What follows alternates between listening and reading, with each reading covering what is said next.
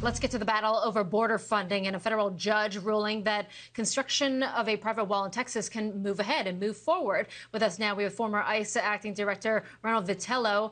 And Ronald, let's first talk about the company involved, since this is a private wall then, because there's a private company involved. And Fisher Industries got this $400 million contract last month to build this border wall in Arizona. But now it's under investigation because I guess in the wake of the reports that this company failed to meet qualification criteria.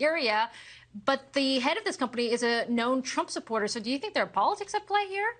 I don't believe there are politics at play. There's lots of review of when government does a big procurement like this for $400 million.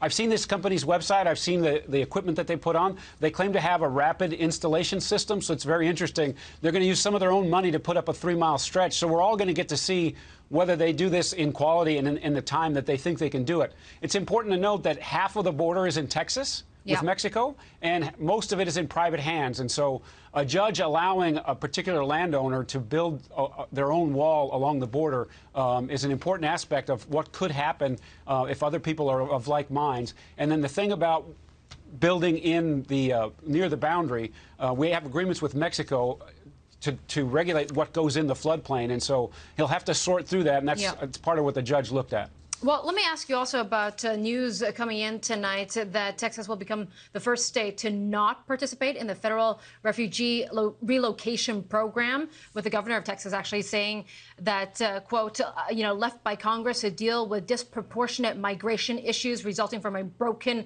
federal immigration system. First of all, is this legal? And what's your reaction to this?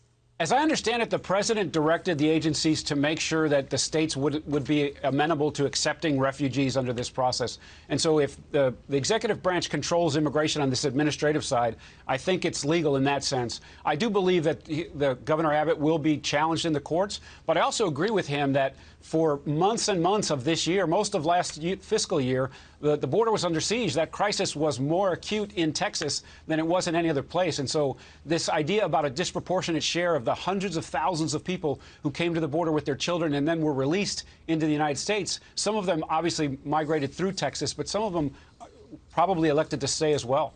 Okay, Ronald, thank you so much. Great to see you tonight, and have a great weekend. Ronald Vitello there.